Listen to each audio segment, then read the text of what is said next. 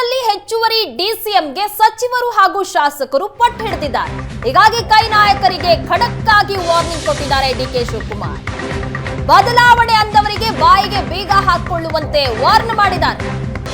ಯಾವ ಡಿಸಿಎಂ ಚರ್ಚೆಯೂ ಇಲ್ಲ, ಸಿಎಂ ಪ್ರಶ್ನೆನೂ ಇಲ್ಲ, ಯಾವ ರೆಕಮೆಂಡೇಶನ್ ಕೂಡ ಅವಶ್ಯಕತೆ ಇಲ್ಲ. ಮಾತಾಡಿದ್ರೆ ನೋಟಿಸ್ ಎಂದು ಎಚ್ಚರಿಕೆ ಕೊಟ್ಟಿದ್ದಾರೆ ಡಿಸಿಎಂ ಡಿಕೆ ಶಿವಕುಮಾರ್. ನಾನು ಖರ್ಗೆ ಸಿದ್ದರಾಮಯ್ಯ ಕೂತು ಒಂದೇ ತೀರ್ಮಾನಕ್ಕೆ ಬಂದಿದ್ದೇವೆ. ಪಕ್ಷದ ಹಿತದೃಷ್ಟಿಯಿಂದ ನಾವು ತೀರ್ಮಾನವನ್ನ ಕೈಗೊಂಡಿದ್ದೀವಿ. ಯಾವ ಎಂಎಲ್ಎ ಕೂಡ ಮಾತನಾಡುವ ಅವಶ್ಯಕತೆ ಇಲ್ಲ ಅಂತ ವಾರ್ನ್ ಮಾಡಿದ್ದಾರೆ. ಡಿಸಿಎಂ ಚರ್ಚೆನೂ ಇಲ್ಲ, ಯಾವ ಚೀಫ್ ಮಿನಿಸ್ಟರ್ ಪ್ರಶ್ನೆ ಇಲ್ಲ.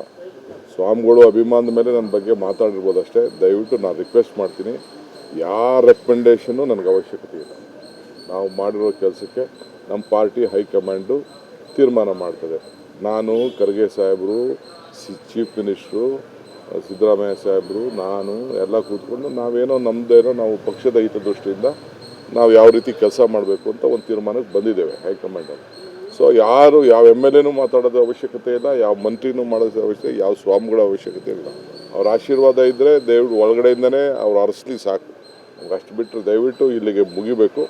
ನನಗೆ ಈ ಸಿ ಎಮ್ ವಿಚಾರ ಪಬ್ಲಿಕ್ಕಲ್ಲಿ ಮಾಧ್ಯಮದಲ್ಲಿ ಡೆಪ್ಟಿ ಸಿ ಎಮ್ ವಿಚಾರ ಯಾವ ಮಂತ್ರಿ ಆಗಲಿ ಮಾಡೋಂಥ ಅವಶ್ಯಕತೆ. ಇನ್ನು ಹೇಳ್ತಿರಲ್ಲ, AICC ಅವರಲ್ಲಿ ನಾನಾಗಲಿ ವಿಧಿ ಇಲ್ಲದೆ ನೋಟಿಸ್ ಕೊಡಬೇಕಾದಂಥ ಅನಿವಾರ್ಯತೆ ಯಾರು ನಮ್ಮ ಶಾಸಕರಾಗಲಿ ಯಾರೇ ಆಗಲಿ ಪ್ರಸ್ತಾವನೆ ಮಾಡಿದ್ರೆ ನಮ್ಮ ಪಾರ್ಟಿಯವರು, ನಾನು ವಿಧಿ ಇಲ್ಲದೆ ನಾನು ಶಿಸ್ತಿನ ಕ್ರಮವನ್ನು ಕೈಗೊಳ್ಳಬೇಕಾಗ್ತದೆ. ಪಾರ್ಟಿಗೆ ಶಿಸ್ತು ಇಂಪಾರ್ಟೆಂಟ್.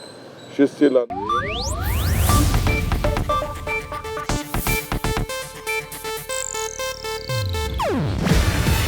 ಇದು ಏಷ್ಯಾನೆಟ್ ನ್ಯೂಸ್ ನೆಟ್ವರ್ಕ್ ಪ್ರಸ್ತುತಿ. ನೀವು ನೋಡ್ತಿದ್ದೀರಾ ಏಷ್ಯಾನೆಟ್ ಸುವರ್ಣ ನ್ಯೂಸ್.